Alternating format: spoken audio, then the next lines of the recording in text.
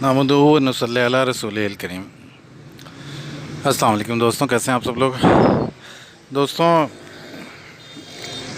आजकल कुछ माशी हालात की वजह से और कुछ हमारे अपने दिलों की तंगी की वजह से तो कुछ ऐसे हालात बन गए हैं कि वो एक दूसरे से ना लड़ाई झगड़े का, बुग़्ज़ का, इस किस्म का मामला आ जाता है।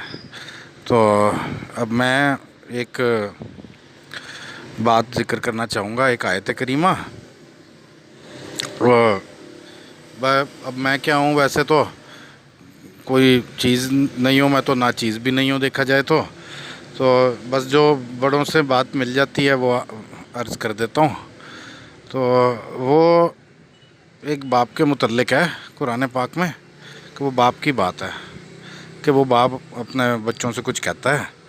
तो उसको बयान करने से पहले, अर्ज़ करने से पहले, तो मैं एक बात और बाद वाक़या ज़हन में आ गया, तो वो पहले उसको हम डिस्कस कर लेते हैं। वो एक मर्तबा ना मेरे पास एक देहाती औरत आई, अम्मा जी। तो अम्मा जी ने कुछ सामान वगैरह लिया मेरे से और चली गई। जाने लगी तो वो कहने लगी, पुत्र तेरा की नाम है, कि क्या नाम है अभी तुम्हारा। मैंने कहा जी अम्मा जी मेरा नाम नवीद।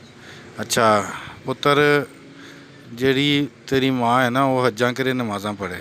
अब मैं बड़ा हैरान हुआ कि ये क्या कह रही है अम्मा।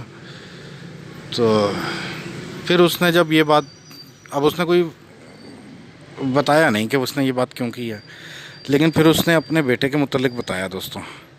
और वो कहने लगी कि बेटा मेरा है ना एक बेटा था, तो वो कश्मीर चला गया, जंगे लड़ता रहा, उसके बाद फिर वो रब ने ले लिया।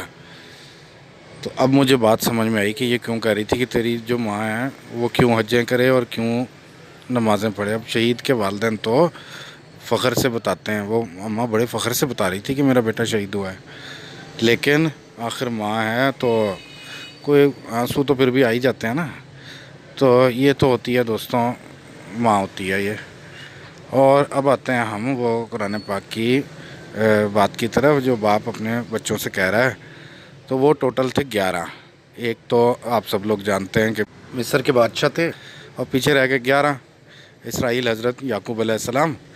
तो वो अब हर बच्चा जो है वो गला लेने जा रहा है, क्योंकि एक आदमी फ़ी को एक ख़ानदान के हिसाब से गला मिलना था, तो वो सारे के सारे गए कि भाई सबको मिलेगा, कहत था।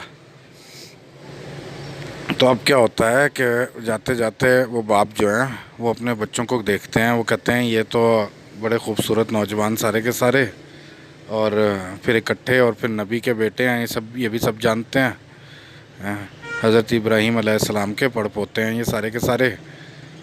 तो अब ये जा रहे हैं इकट्ठे। तो अब उनसे कहा कि तुम ना एक दरवाज़े से मत जाना सारे इकट्ठे। अब नबी हैं अल्लाह के, तो वो तदबीर बता रहे हैं उनको कि देखो बेटा, अब तो तदबीर करना इंसान का काम है, लेकिन आगे से फिर जो हो वो फिर मुकद्दर है, वो मुकद्दर बनाने वाले की मर्ज़ी क्या होता है।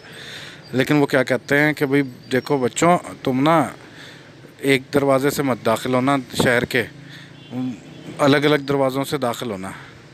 तो अब वो ये क्यों कह रहे हैं कि उनको ख़्याल आ रहा है कि भाई मेरे बच्चे जो हैं ये खूबसूरत नबी की औलाद और इकट्ठे हैं सारे, तो नज़र ना लग जाए मेरे बच्चों को। तो दोस्तों ये होता है बाप।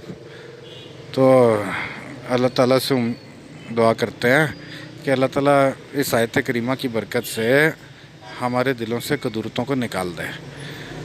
व आखिर दुआना अनिल हम्दुलिल्लाहि रब्बिल आलमीन।